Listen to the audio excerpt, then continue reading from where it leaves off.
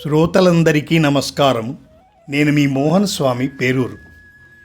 ప్రియమైన మిత్రులారా, ఈరోజు మనము భగవంతుని యొక్క వంటశాలను గూర్చి తెలుసుకుందాం. ఈ ప్రపంచమంతయు ఆ భగవంతుని వంటశాల. ఈ జగమంతయు వాని సృష్టి. ఇది ఒక కర్మాగారం. ఇచట భగవంతుని కార్యము ఎల్లవేళలా నడుస్తూ ఉంటుంది. మనము మెకానిక్ షాపులో పాతదాన్ని, పాడైన దాన్ని సరిచేస్తూ ఉంటాం, కొత్తదిగా తయారు చేస్తాం. అదే ప్రకారముగా భగవంతుడు మనకు కనబడకుండా ఎక్కడో ఉంటూ ఈ ప్రపంచాన్ని నడిపిస్తాడు.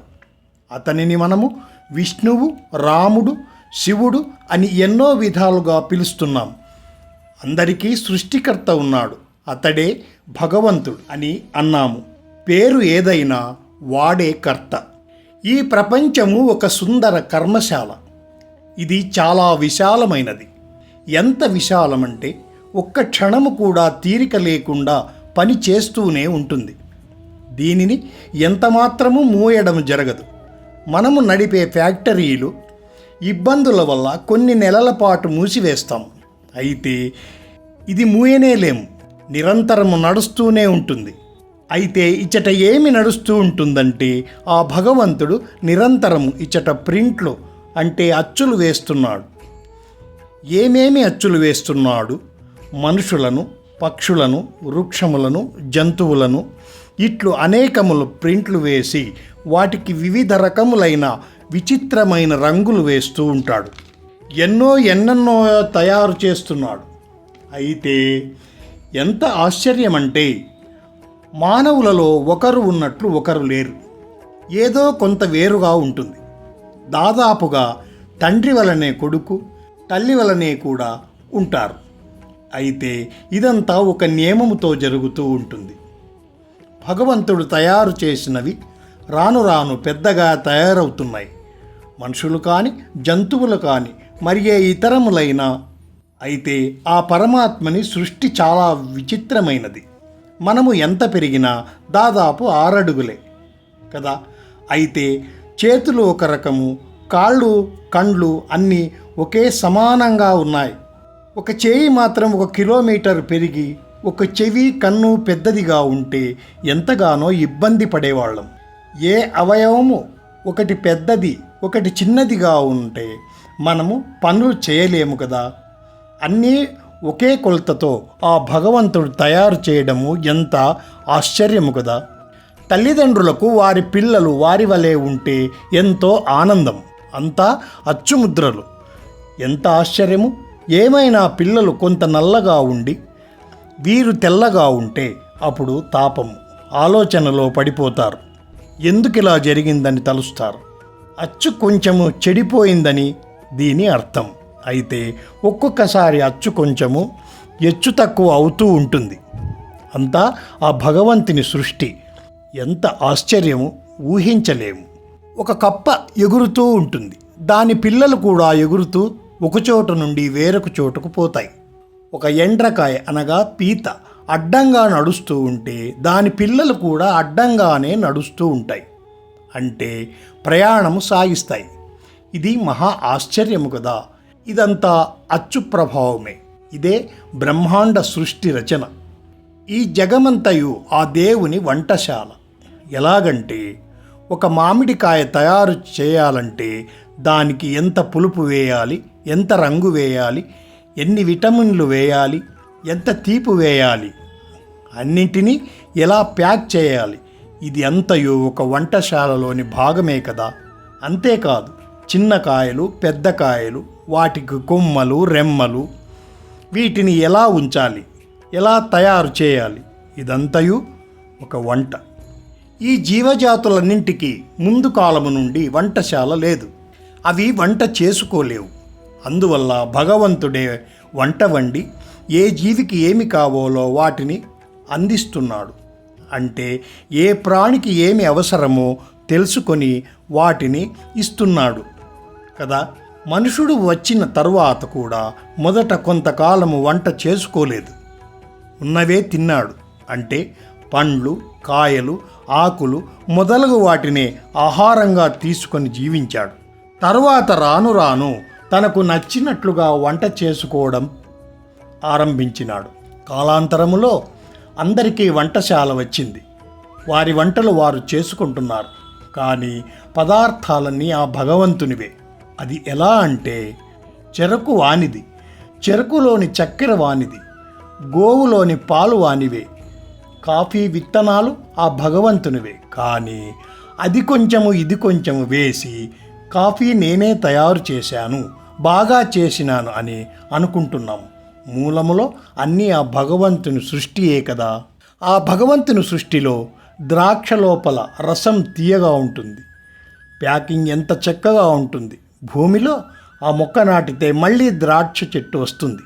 దాని రసం తీసి బాగా మురగబెట్టి తాగుతూ ఆనందిస్తుంటాడు. అంటే ఇది దేవుని సృష్టి వంట. జగమంతయు వంటశాలయే కదా. ఇలా వేరువేరు వస్తువులు, వ్యక్తులను తయారు చేస్తాడు. చిన్న ప్రాణులకు, పెద్ద ప్రాణులకు, సూక్ష్మ ప్రాణులకు అన్నింటికీ వేసే ఆహారము కూడా తయారు చేస్తాడు. మనము మన కోసము వంట చేసుకుంటాం. కానీ ఆ భగవంతుని వంటశాలలో తయారైన వంట ప్రాణికోటలకు పంచుతాడు. ఇంతకన్నా ఆశ్చర్యం, అద్భుతం ఎక్కడుంది? మన ధనములన్నీ ఆ భగవంతుని సొత్తే కదా. మరి మనది ఏది?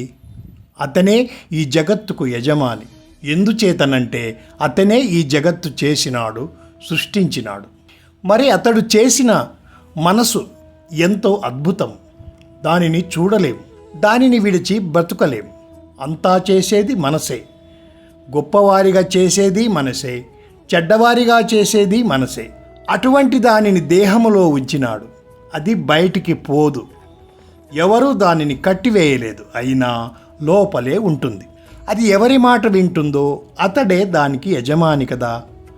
అది భగవంతుని మాట మాత్రం వింటుంది. అంటే ఆ భగవంతుడే మన హృదయములో ఉన్నాడు. వానిదే ఈ దేహము, మనసు అంతా వాని సంపదే కదా. మనది ఇక ఏముంది? ఇది నీవు తెలుసుకోవాల్సిందే. దేవుడు ఇన్ని వంటలు, ఇన్ని వస్తువులు తయారు చేస్తున్నాడు కదా. అన్నీ అందంగా తయారు చేసే శిల్పి, ఇంజనీరు, మేనేజర్, యజమాని అన్నీ ఆ భగవంతుడే అని ఊరకే అనడం కాదు. మనము కళ్ళారా చూస్తున్నాం కదా. ఇవన్నీ నీకోసం సృష్టించాను, ఆనందపడమని చెబుతున్నాడు. నీకు ఇష్టం లేకుంటే నీ దారిన నువ్వు పొమ్మంటున్నాడు. ఇటువంటి భగవంతుడే నిర్విరామంగా పనిచేస్తూ సృష్టిస్తూ వంట వండుతుంటే మనిషి మాత్రము నేను పని చేయను, సులభంగా రావాలి అంటే ఎలా సాధ్యమవుతుంది? భగవంతుడు తయారు చేసిన పండ్లు, కాయలు అన్నీ వాడే తింటే మనకు ఏం మిగులుతుంది? అందుకే అతడు తినకుండా జగత్తుకు పంచుతున్నాడు. అలాగే మనము కూడా చేసి అయినంతలో ఇతరులకు దానం చేయాలి, ఇతరులకు తృప్తిని ఇవ్వాలి. ఇదే కర్మయోగం. మనము 3 పనులు చేయాలి. వంట వండి అయినంతలో అందరికీ ఇవ్వాలి, శిల్పాలను తయారు చేసి వాటిని జగత్తుకు అందించి తద్వారా భక్తి మార్గాన్ని పెంపొందించాలి, అందరినీ సంతోషపరిచి అలా అన్నీ చేస్తూ ఈ జగత్తును ఆనందమయంగా ఉంచి సుఖశాంతులు ఉండేలాగా చూడాలి. ఈ 3 కార్యాలు మన మనసుకు ఎంతో తృప్తిని, ఆనందాన్ని ఇస్తుంది. జీవితము పవిత్రము చేస్తుంది. మనకు ఈ ప్రపంచంలోని వస్తువులన్నీ కావాలి అనుకొని మూర్తులు, వస్తువులు తయారు చేయాలి. అదే కర్మయోగం. చేసింది అంతా మనది కాదు, అందులో కొంత మనదిగా అనుకుంటాం. రాయి మనది కాదు, శిల్పము మనది. ధాన్యము మనది కాదు, అన్నము మనది. టేబుల్ మనది, కానీ కట్టె మనది కాదు. ఏం ఆశ్చర్యము! మూలమైన వస్తువు మనది కాదు, రూపం మనది. దానికి ఒక పేరు ఇచ్చినాము, ఆ పేరు మాత్రం మనది. దానికి మాత్రం మనము యజమాని. అంతకన్నా ఎక్కువగా మనదే అనుకుంటే మనము కర్మబంధాల్లో చిక్కుకుంటాం. ఇదే కర్మయోగం అంటారు. ఊరకే మన చేతనైన పని చేస్తూ ఉండాలి. ఒక పని బేజారైతే ఉత్సాహంగా ఉంటే ఇంకొక పని చేయాలి. వయసు అయిందని చావు కోసం ఎదురు చూడరాదు. నీకున్న కళను కానీ అనుభవం కానీ ప్రపంచానికి పంచు. అప్పుడు ఆ జీవితానికి మంచి అర్థం ఉంటుంది. ఇదే కర్మయోగం. చూపున్నంత వరకు, చేతులు పని చేసే వరకు తోచిన పని చేయి. నోరు ఉన్నంత వరకు ఆప్యాయంగా మాట్లాడు. బొమ్మలు గీయాలి, కానీ రావణుని బొమ్మ కంటే పూలు, రాముడు నదులు, చెట్లు మొదలగు వాటిని బొమ్మలు వేసి, అంటే దేనిని వృధా చేయరాదు. ప్రతిరోజు సంసార రామాయణం ఉండనే ఉంది, తప్పదు. అయితే సమాజానికి ఉపయోగపడే ఏ పనైనా చేతనైనంత వరకు చేయి. ఏదో విధంగా మనము ప్రజలకు ఉపయోగపడాలి. సమాజమంతయు ఒక కుటుంబముగా భావించి పని చేయాలి, సంతోషపడాలి. దీనినే కర్మయోగం అంటారు. ఓం శాంతి శాంతి శాంతి. సర్వే జనా సుఖినో భవంతు. సమస్త సన్మంగళాని భవంతు. మీకు ఈ వీడియో నచ్చినట్లయితే లైక్ చేసి షేర్ చేయండి.